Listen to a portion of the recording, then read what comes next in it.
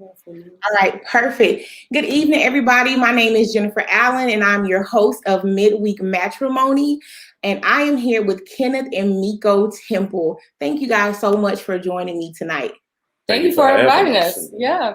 Yes, I was so excited when the opportunity presented itself and I started looking you all up. I'm like, oh my gosh, they are so cool. Like, I have to talk to them and learn more about them. But before we get into your lives together as a married couple, I would love to know more about you as individuals. Miko, you can go first. I was about to say ladies first. We're going to try to use that all night, ladies first, by the way. Anyway, so my name is Miko Temple. I am a food blogger, food writer, food photographer over at Miko and the Dish. Formal life, marketer, and art director, but now doing my own thing as a full-time food blogger and food writer. So that's what I do. Okay. You just abbreviated that, huh? You had a couple more things. Yeah, I mean, I just shortened it a little bit. Well, I'm Kenneth Temple, a private chef from New Orleans, Louisiana, cookbook author, chop champion, food blogger, your mama's favorite chef on this side of the Mason-Dixon line. You know, that's just me, TV personality, a couple of things here and there. And we love Chopped at our house. That is like our nighttime show that we put on so that no one, you're not watching something that if you fall asleep, it's okay. Mm. The next day, but we love Chopped. Congratulations. How did it feel to actually win? Like a dream come true. That's the only reason I wanted to go on there. I wasn't going on there just for the experience. I wanted the experience and the crown. So it's great to set a goal and accomplish the goal. Well, awesome. And Miss Me, you definitely shortchanged yourself when you were giving your introduction because I have looked you up as well. And one of the things that I noticed, you said that you have a hard time. I'm not surprised that you did because what I read about you today, you wrote that you have a hard time marketing yourself and pushing yourself out there. So I'm going to encourage, oh yes, I have searched you down. So I am going you did your homework. I did. And I am encouraging you to let everybody see that. Like, you are awesome. Like, let that shine. Both of y'all together are amazing, but please do not dim that light. Like, you have I appreciate that. I think as a woman, we all sometimes have that. Well, not all of us, some people can let it shine. But I know that that's something that I've always struggled with. But I do appreciate you recognizing that. And dang, you really did do your homework. Wow. Of course. So tell me how the two of you met. This is gonna be all night. No ladies first. She went first the last time. No problem there. We both was working on a food production. So she was the day before and the next day I flew in. And so she was my sous chef. So I started my battle strategy of getting her phone number right after she gave me a hug. So I literally flirted with her from sun up to sundown, from on set, at dinner, after dinner. But I got your number by then. So, I was pretty good. And we haven't stopped talking since that day. Yeah, it's true. So we were on the set of a food production in Atlanta. So we didn't know each other, anything about each complete other. Strangers. Yeah, complete strangers. Had that common interest, obviously. And he shot his shot. Steph Curry. And that's the hardest thing about shooting your shot is because dating is so difficult because for two people to be at the exact same kind of phase of life at the same time, everything has to align. Really does. Relationship, somebody could just be getting out of a relationship, not really feeling it. So it was destined. I would have to agree with you 100%.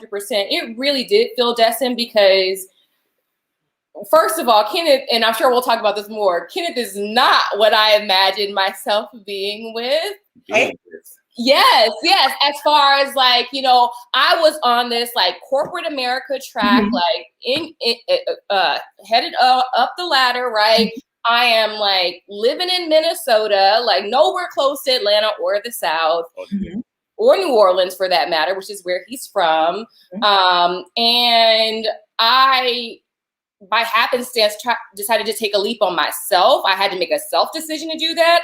And because I did that, then our stars aligned. But had I kept on that track that I thought was for me, I don't know that we ever would have. Just would have had to catch you at the Essence Festival. That's it. Oh, Essence Festival. Oh my God. I know. Oh, Essence. Run up on you there. Right. Well, that's a great segue into our next question, because what made this love for you, Miko, so different than anything you'd ever experienced before, to the point of, I will marry this man? Gosh, that was a really hard one and took some pulling of teeth.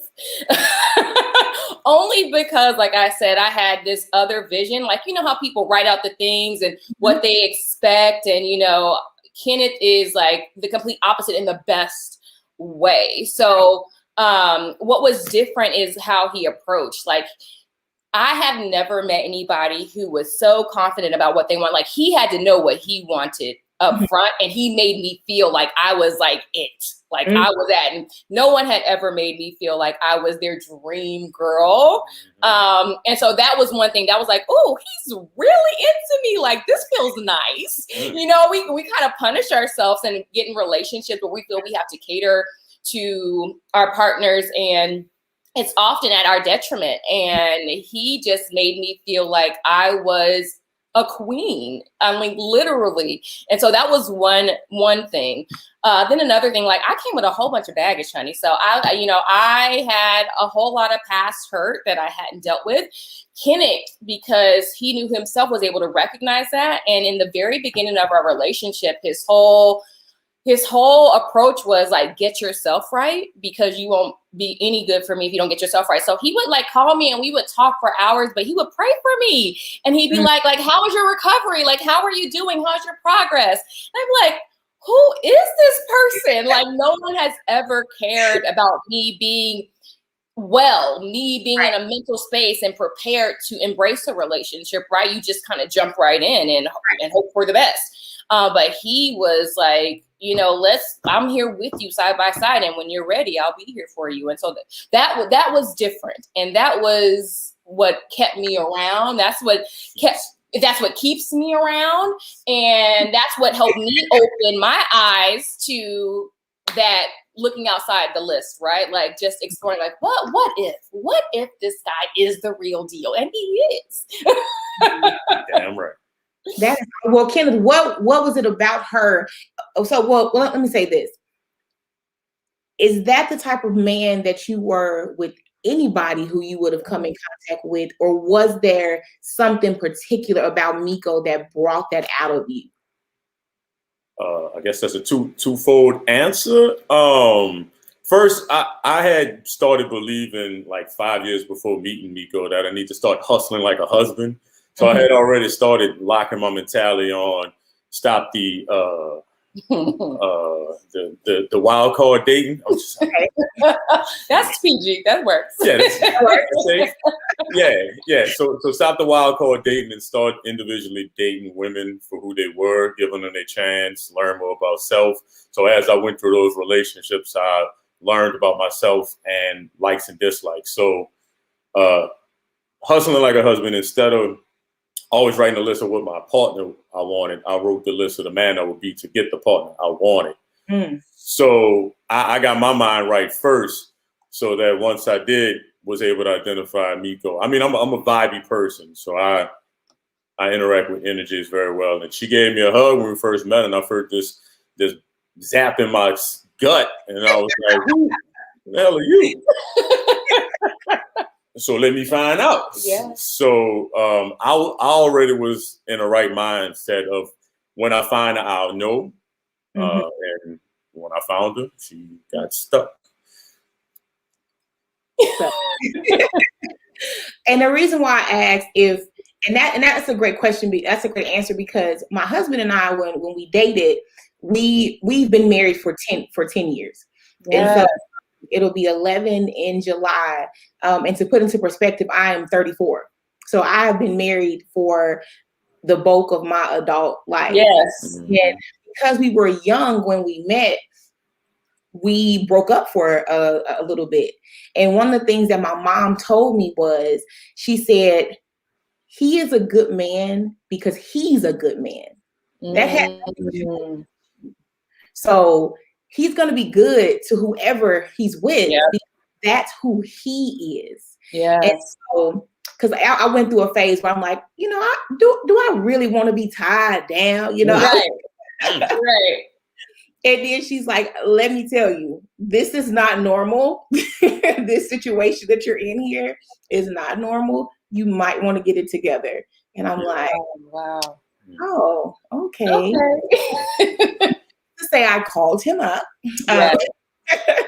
And we have been rocking and rolling ever since. So I'm definitely thankful for my mom being so transparent with me, because some people are just good people and it has nothing to do with you. It's just them, and that's who they are. And so I think that's amazing that you took those steps before you even met her to say, this is what I'm ready for. So how was the proposal though? Miko almost got hit by a bus. Okay, well, I'm glad you are okay. She almost got hit by a bus. She thought she had everything figured out, but she literally was just in my plan, going along with it on her own. You know what I mean? With the world of automation, it was automated, So my mom was having her 60th birthday, may have been 60, she's 63 years, a few years ago. So I was like, well, it'd be a perfect time to get Miko mom and stepdad down here so everybody could be here, because obviously she wants some family around for a moment like that. So I was like, okay, perfect setup. But I had just accepted the fact that we were taking this serious. Like this was. Just at that moment. So from the time you started dating to the proposal, how much time had passed? 2 years. Okay. Yeah, it was 2 years. So he had met my family. So I was like, okay, yeah, our families can meet. I wasn't thinking this was going to be a proposal. This was just going to be the first time our families met. And my family had never been to, New Orleans, and obviously that a destination. So it just made sense. But looking back retrospectively, I'm like, damn, all the signs were there. Right. The setup was real. Yeah. See, that's why I can see all those signs to take these leaps. So got her parents in town. It was the day before my birthday. So my mom just had her party. So the next day we was going to go and have brunch. So we went and had brunch. Then we caught the streetcar ride. And then we went all the way around the streetcar, all the way from downtown to uptown. Miko thinking she leading. And I thought I was leading the whole time. I was like, yeah, let's get off here. Let's get off there. You made me feel like I was in control. My mom and her mom looking at me like, when you going to pop the question? You want me to ask the question on the streetcar, mama? Come on, break down and get on the streetcar, mama? Come on now. So we got wherever we was at, nice and secluded. And the code message to them was, let's take a picture. So once I said, let's take a picture, that was the code for them to start recording. Her mama to start video streaming for her sisters to catch it in Vegas. And so, I dropped down, she almost got hit by a bus. And then because I ran away. I ran the opposite direction and a bus was coming at the same time. So I was like, what is happening? I just was so caught off guard, but happy, obviously. And yes, I said yes. He got down on one knee right after getting off the streetcar and us getting ice cream. Was it ice cream? Or, and that's history. Yeah. Snowballs. It was snowballs. Yeah, that's right. Yes. So my parents were there. His mom was there, and it was just a really great experience.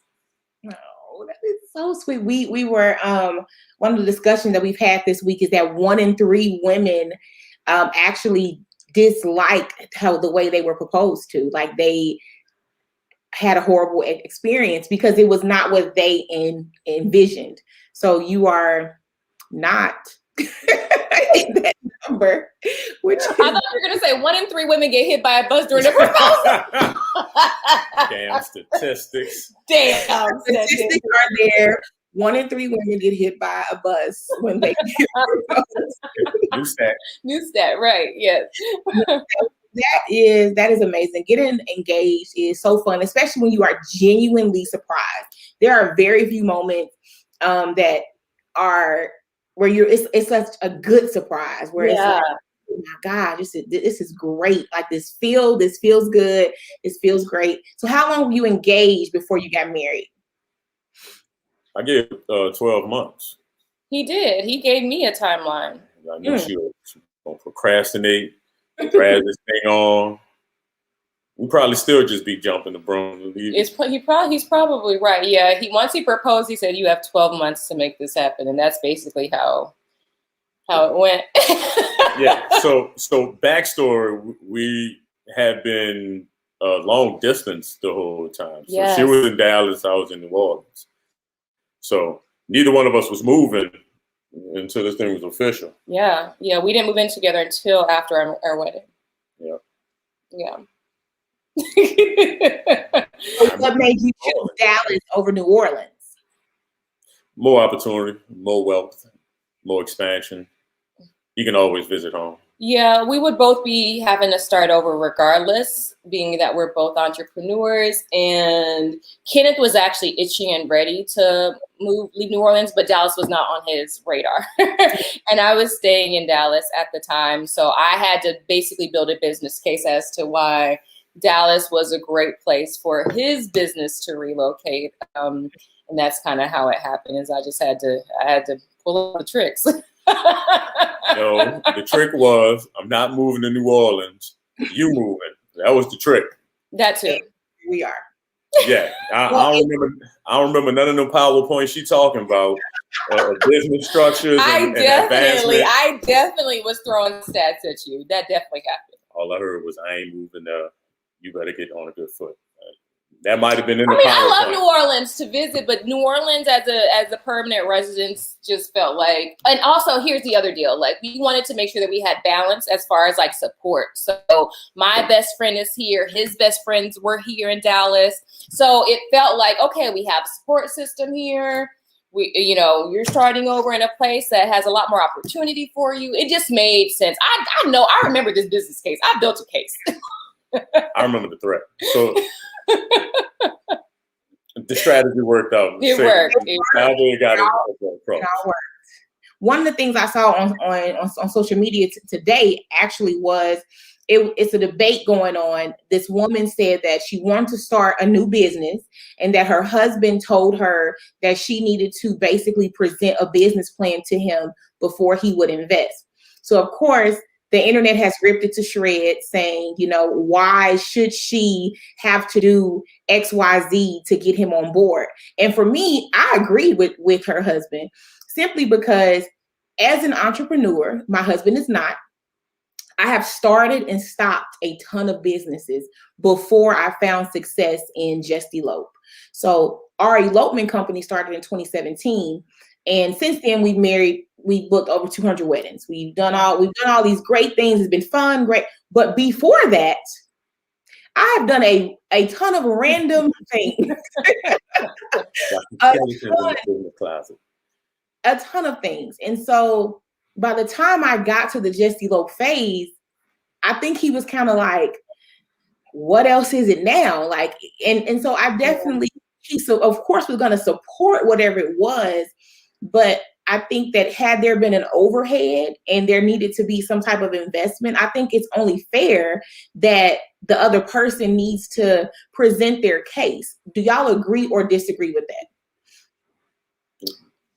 Well, paper, scissors, rock? No, I'll jump in. I'm happy to jump in. So I actually agree with you for the most part. I do feel like, because I think that's when things get a little tricky. Already marriage is hard by itself, but when you start integrating business and money or money for a business, it gets even more complicated and gives you more reasons to not be aligned, right? Mm-hmm. And especially like you said, like when you're an entrepreneur and you're figuring it out and maybe you don't have a proven business plan, like, there's anything that can happen that can interrupt what you envision as your business growth, right? And so, like, in a way, like, I think that, what he is doing is setting her up for success, because ultimately you should be going in with the plan, That's what you should be doing regardless.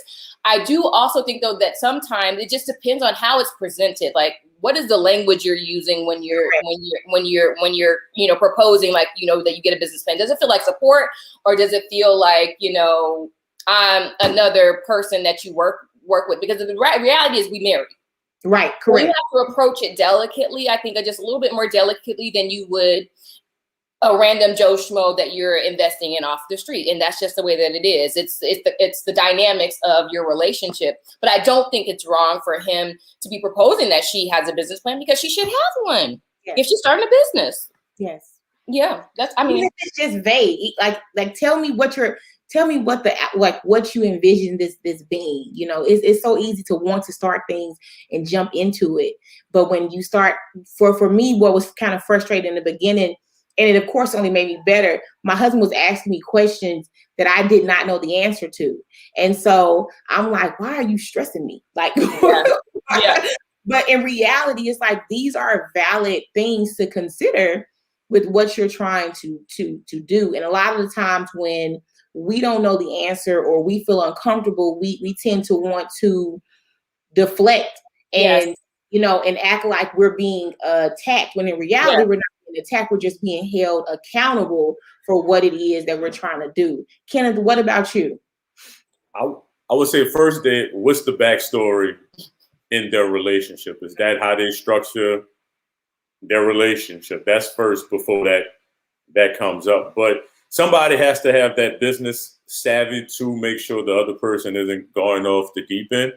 So I think if one person has more financial literacy than the other, it's just going to strengthen you, because honestly, like you just said, the questions you haven't answered that your partner sideswipes you with is the things that you oversee with the emotion of starting a new business. Mm-hmm. But then it forces you to look back at it from a bird's eye view, so you can actually create some strategies and systems in place to execute, to make sure you're going to be held accountable and follow through. And like you said, it's just not another, that one time I had, I used to sell hell weeds. Nobody know that, but one time I had, I'm dead. Used to sell weed. Bundles on deck. Who needs 24 Brazilian? Like, who wants it? Indian Malaysian. Wow. Yeah, I had that good stuff. You know what I mean? So, but obviously that wasn't my passion, right? So, I mean, I let the business go. So those are the things that you have to get questioned on top of this whole financial planning, is how passionate you really are, because on the dog days, that's what's going to keep you pumping through to make the business thrive. Is your passion for it. So, and I challenge Kenneth all the time. He challenges me with my businesses. So I get that philosophy, because you want to have a safe space where those things can challenge. Because what if you were like in front of a prospective investor and they hit you with it and you're caught completely off guard? Like, you want to at least be in front of somebody that you feel like you can like not have the answer with, but at least figure it out with, right? Like, so it just, like I said, I think it depends on the positioning of it, and the language that's used when you're doing it. But ultimately, I think, I don't know them, but I know that if we were doing it, it would be from a place of love and wanting the other person to succeed, right? And it's that accountability piece. And that's the part that's super important, because anytime finances and relationships are difficult. Yes. And so when you're bringing that in and potentially losing the income because you want to take that leap and go full time, like, those are very valid questions. After 3 years of running our business, I just went full time in September. And so it has been a true balance of trying to figure out, how many hours should I work? Like, what is just getting that structure piece in. Yeah. And, for my husband, he's like, oh, great. You're going to be home, more. So I'm going to be home for my business, honey. Right. My business job. But I'm working. Yeah. So it's just trying to find that balance of, for me personally, being a wife, a mom, a business owner, 8 months pregnant, all of these things, trying to put it together. Everybody wants the freedom of entrepreneurship to create their own schedule, but you are still a slave to your schedule for so long before you actually get to that point when you are the person doing the actual work. Being a chef means that you are cooking.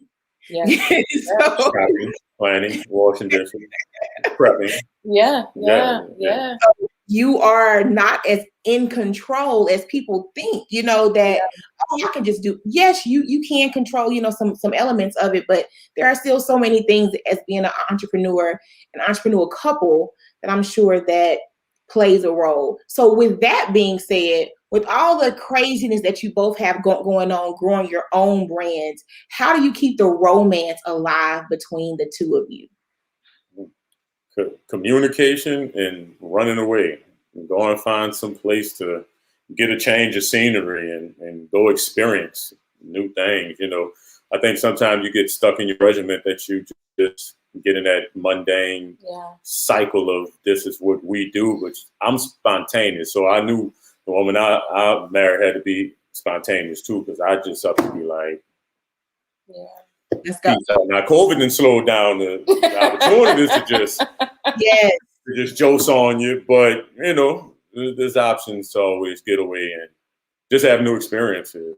Yeah, I think Kenneth does a really good job of placing that at the forefront. Sometimes I look at myself, I'm like, I never thought that I would be this type of woman. Like, I thought that I was like uber romantic and I'd always be planning the dates and, but I am a workaholic as an entrepreneur. I am a workaholic. And I'm not happy. I'm not going to be happy till I get where I need to be. I don't know if there's even a place where that is, but right now I know I ain't there yet, right? So I'm working around the clock and Kenneth stops me.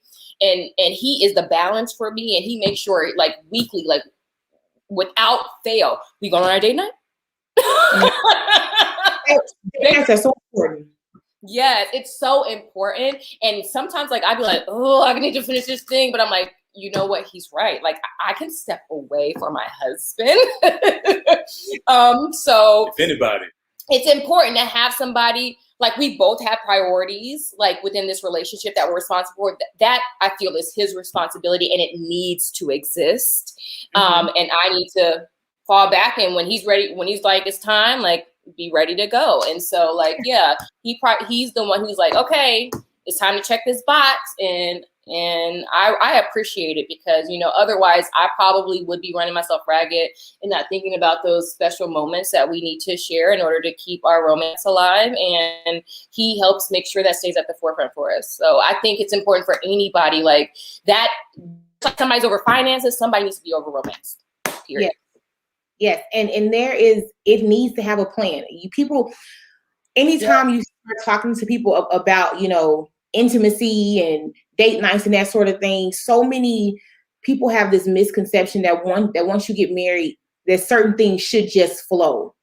But the reality of it is that's not how life works. So much has to be scheduled. Yeah. And you just think about it, there's an app to remind you to drink water. You need water to literally live your and so if there is an app that people need to remind them to do something to live, what makes you think that there should not be some type of accountability or written system to remind you to go on a date night, make sure you're being intimate, make sure you're taking those necessary romantic steps? There's nothing wrong with that. And it's not a bad thing that you have to schedule and plan things out. Make it a priority because life is hectic. Yeah. So hectic. Oh. Yeah, and I think, in our situation, particularly dealing with two entrepreneurs and any relationship for that matter, people are individuals.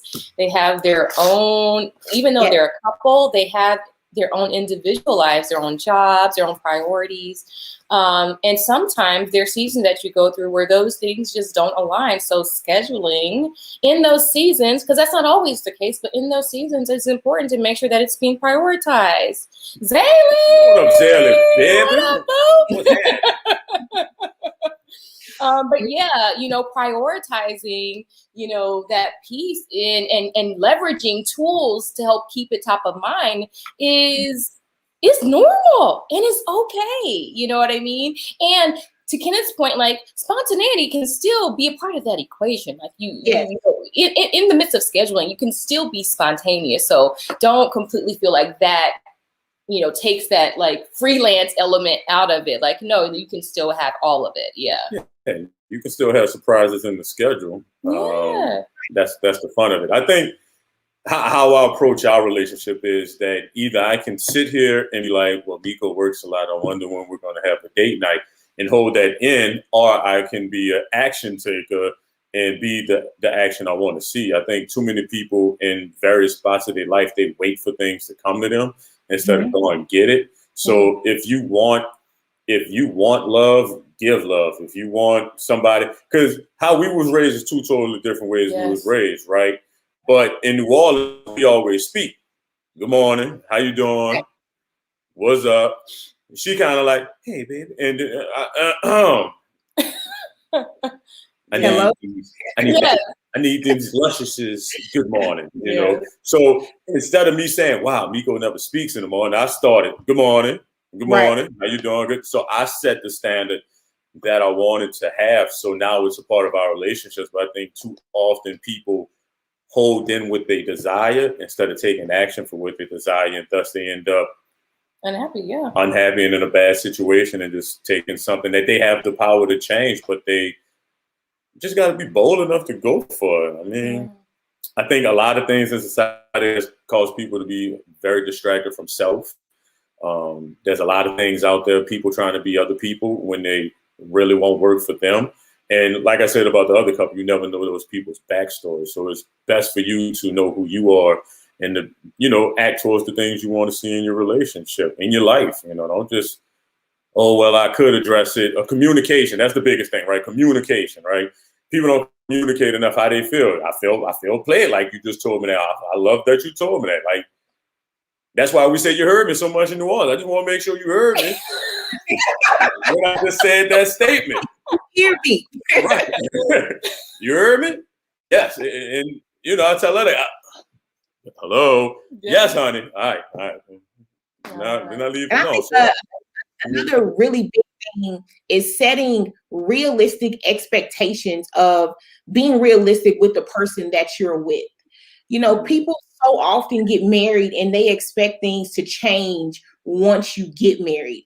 The person who you were dating is going to be the person that you marry. And the difference that's going to happen is that your expectation of them is going to change.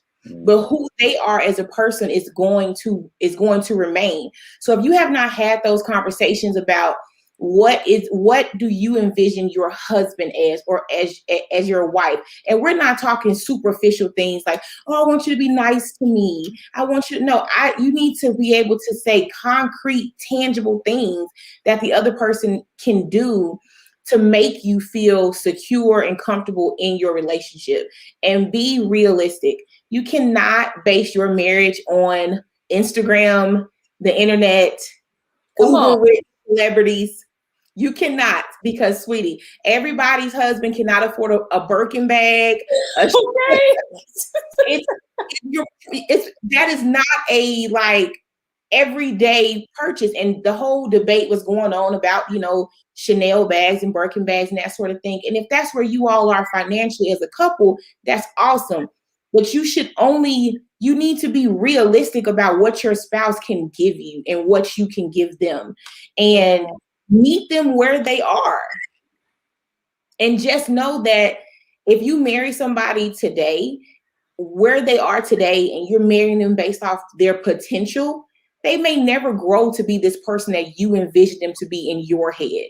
So you have to ask yourself, if nothing changed about our situation right now, how comfortable would I be to marry this version of you as you are? That is so real. If you're not, and you're expecting something more, you don't need to get married. I tell my coaching clients that all the time. I do premarital coaching, and that is one of the main things that we talk about. At this phase of your life right now, are you okay with the person that you are with? Because if you're not, then that's a whole other discussion that we need to have, because they may never change. And Yeah. Whose fault is that? Yours for expecting them to change, or theirs because they didn't live up to your expectations? Expectations is a real thing, and I absolutely agree. Like, a reality check is necessary for people in marriages, people engaged, people who are single, expecting. I mean, there's this kind of Disney picture of, like, you know, what marriage is supposed to look like, and it's completely different from what reality says it is. You know what I mean? Like, the fact of the matter is, like, and everybody says that it sounds really cliche, marriage is hard, obviously. Like, you're two individual people who we're not 5 years old, like, we were 20 and 30 years old. So we've been living our life a certain way as individuals for years and years and years. Now we're trying to come together and merge those individualities together, right? Those unique perspectives together into one. That is work within itself. Yes. Right. But then also you have these expectations within social media of, like, what happiness looks like. And if you are comparing yourself to somebody else's relationship, you are never going to be happy. Like you said, you have to set those expectations of, what am I looking for? What makes me happy? Does he fulfill those things? Where he is today, am I okay with that? Now, yes. I don't think there's anything wrong with saying, like, okay, maybe we're not where we are at collectively, where we want to be, but he has the drive. And I know that if these are the examples of the drive that he exudes today, I feel like we can get to where we need to as a couple, right? But like you said, if you don't get to that goal, like, if that list that you have is not met, like, whose fault is it? Truly, right. Whose fault is it? You've got to scale back and really understand. One thing is, you know, for Kenneth, he said it himself, like, I had to know what I needed to be as a husband. And I think for people, like, we need to know who we are individually, what makes us happy, versus some arbitrary list that comes out of nowhere from a Disney movie. Like, no, what truly is it? Like, I really thought in my head that, you know, I needed to marry somebody in corporate America. I knew what, like, my life was supposed to look like. But Kenneth, as you can see, like, he's spontaneous. I don't understand what he's saying half the time, but he has a heart of gold. He works incredibly hard. He worships the ground that I walk on. Like, he makes me feel like a woman. He makes me feel happy and loved. And that is what I needed. I didn't need somebody who checked, like, a box. You know what I mean? I didn't know my husband was going to have dreads down to his butt, but you know what I'm saying? Like, I'm into it. Like, I'm just saying, like, when I envision, like, when I thought that, like, the path that I was on, like, he didn't look like you, but now you are everything. You know what I'm saying? Like, this is, like, you know, and that's because I was able to open up my mind, not to what something else said was supposed to be for me, but to the opportunity of, like, being happy and finding out what truly pleased me and fulfilled me. And that's what you have to do. You have to know yourself and not be checking for Birkin bags and reality TV and what everybody else says is what makes you happy. You need to know what makes you happy for you. You gotta know the man in the mirror. Somebody asked, you know, why do people struggle with love? One of my boys, and I was like, I honestly don't know why people struggle with love, but I know that me and my wife and our relationship got in knowing this wasn't no Disney movie. Yes. You know, the fun thing about this whole Disney movie setup is that the movie ends when they get together. Right. They don't show you life after. Yes. So they sell you the hookup. Yes. They don't sell you the life. Yeah. So I got into this knowing this wasn't no puppies and butterflies and all that. You know, we're gonna clash, we're gonna beef, we're gonna love, but there's more love than the beef. And I expect us to, like, when we be arguing, I ain't even know we arguing. It's kind of like, let her just get it off her chest and then be like, you done? And then she be like, fine. Then we have dialogue about it, and then it's hugs and kisses. I don't do drama well, because if I'm screaming, you screaming, we both pissed, not the whole house, man. But if you got something to get off your chest, sit it on the table, let's address it, and then we grow. So you see, word choice. Grow from that. Not just go from that. We grow from that. So I think you just got to be honest with the man in the mirror You got to stop believing in these fairy tales. You know what I mean? We all know the tooth fairy ain't real, so stop believing in these fairy tales, and really put in the work in self. People be trying to get fulfilled in others, be it like you said, TV, music, entertainment, friends, social. You got to be happy with yourself, because if you can't be proud in a room by yourself, how you expect somebody else to be proud and happy in a room with you? Yeah. So man in the mirror, man, just go talk to that person in the mirror and get yourself together. That's it. And it's so funny you make the Disney reference, because that is absolutely true. Like, it does end with them getting together. The only movie that I can think of where they showed the after was Shrek. And on Shrek Part 2, when they had kids, he was stressed. They had them 3 kids. Shrek ain't know what he wanted to do with his life. Like, he sounded not Shrek. There you go. Shrek was like, listen, it's a lot. That's hilarious. Me up.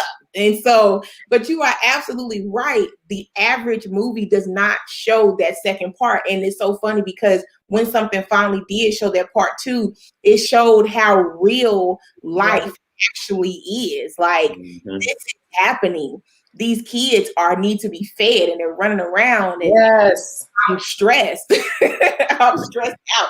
Well, that is the perfect segue to our final question that we have, is that what advice would each one of you give to singles who have not found their true love yet?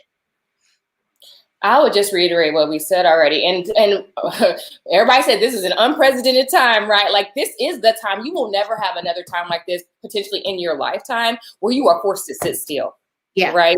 A lot of us are forced to sit still in our homes by ourselves, and we only have ourselves to look at, talk to, hang out with, right? Except for a Zoom call, which we don't want to do another one of those. So it's like, this is the time to know who you are, to ask those questions, to understand what you're looking for. Right. And that's what I would say is, like, again, reiterate, know who you are, know what you need, like realistically.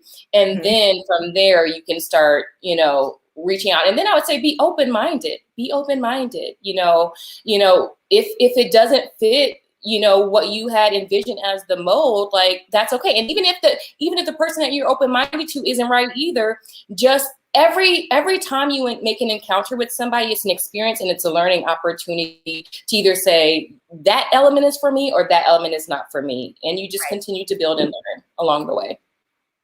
Okay. Come on now. Build the blocks. Build the blocks. Yes. Very, very simple. Know what you want to be for that person you want to be with. If you focus too much on what you expect from the other person, you're never looking at yourself for how you're going to get those things out of that person. The thing I found being a man in a relationship is, if you want it in a relationship, you have to be that in a relationship to give and receive. Second is, you need to heal from prior relationships. That's good. Because if you think you're really over it, but you can't talk about old boy, old girl, then you're really not over it. And then you're going to bring some of those insecurities into your next situation. And thus you go, this guy may have bought you flowers, but the last relationship, he always bought you flowers with the stems on it, and it poked you. And now you don't like flowers, but you like flowers. What?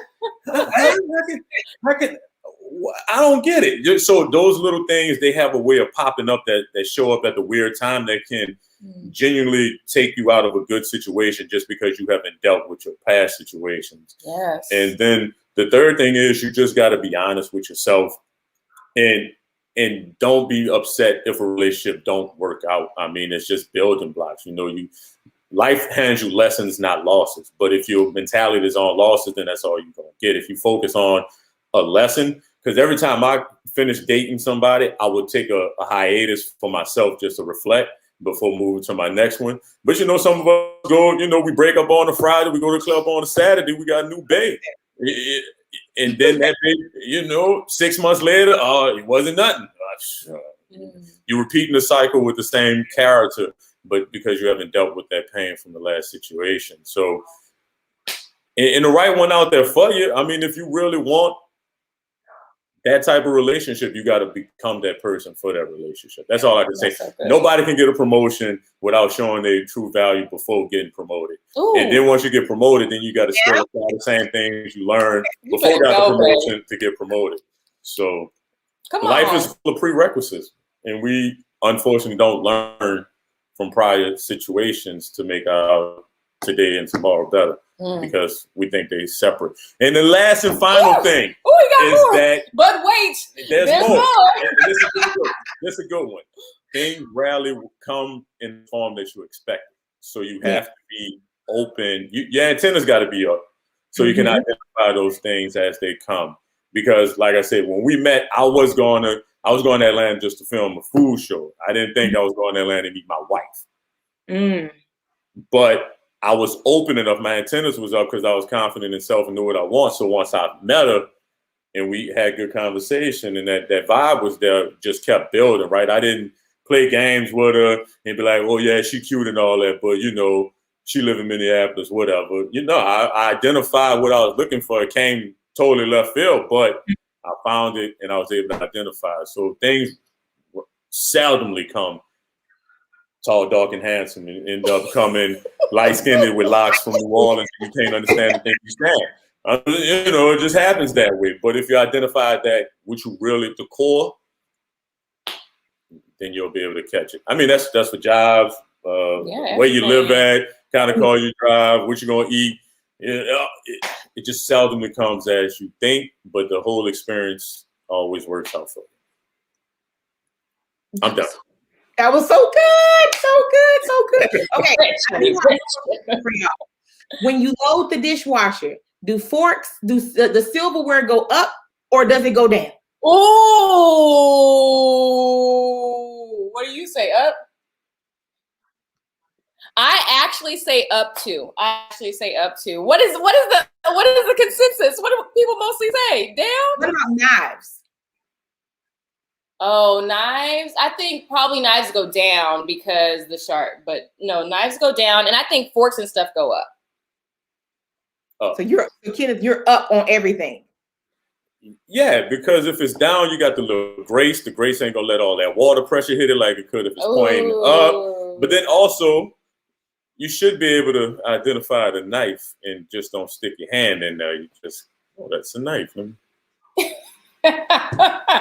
When you're dealing with kids, though, everything goes down. Everything. So, you know what? And that's my take on it is I think everything should go down. My husband thinks everything should go up. But I'm like, the kids go in the dishwasher. They don't pay attention to anything. Now we got slit wrists. Now everybody bleeding. Oh, my clean dishes. Got to run my dishwasher again. Now you need a Band-Aid. Somebody got to go to the hospital.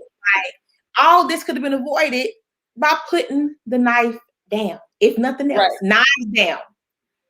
Okay, so what if we balance this and I just wash all knives and not put them in the dishwasher? Nobody trying to do that. I said I. I didn't say you. I said I. You know I'm putting no knives in the dishwasher. Miko, thank you so much for joining us. Tell everybody how they can follow you on social media. You can follow me at Miko and the Dish. That is MEIKO and the Dish on Instagram, Facebook, Twitter, everywhere. So, yeah, you can follow me everywhere in the World Wide Web, except for TikTok and Clubhouse at Kenneth Temple. Gotcha. Okay, yeah, I have not taken on I have not taken on Clubhouse yet because I just feel like I cannot handle any more social media. Like, there's so many platforms. Look, I just got into Pinterest and started pinning. Like, I don't need nothing else. Pinterest has become my new favorite thing. One of the ladies that works with us for our business, her name is Willow. She introduced me to this app called Tailwind. Yeah, Tailwind. I sat down and took 3 hours and I scheduled 400 pins. Yeah. To go out over the next 4 months. And so it's that is the best thing. It's I need to get one thing down first. Yes. Before and apparently I'm not technology savvy enough to get TikTok because I'm like people pointing at stuff, and I'm like, I can't match my points with my words. I don't know where I'm going. So right, can't find the button. Right. Yeah. Like I felt like Ricky Bobby. I'm like, I don't know what to do with my hands. I'm like, I don't know. Like my hands just wouldn't figure it out. So I let it go. Again, so thankful for joining us. This is our third week of Midweek Matrimony. It has been great, and we're going to keep this going and follow Kenneth and Miko. They have great things going on because Miko is about to blow it out of the water, and she's about to start posting all the time and showing us all this great stuff that she's doing. So we're going to hold you accountable to it. Everybody here. We're going to hold everybody heard it here first.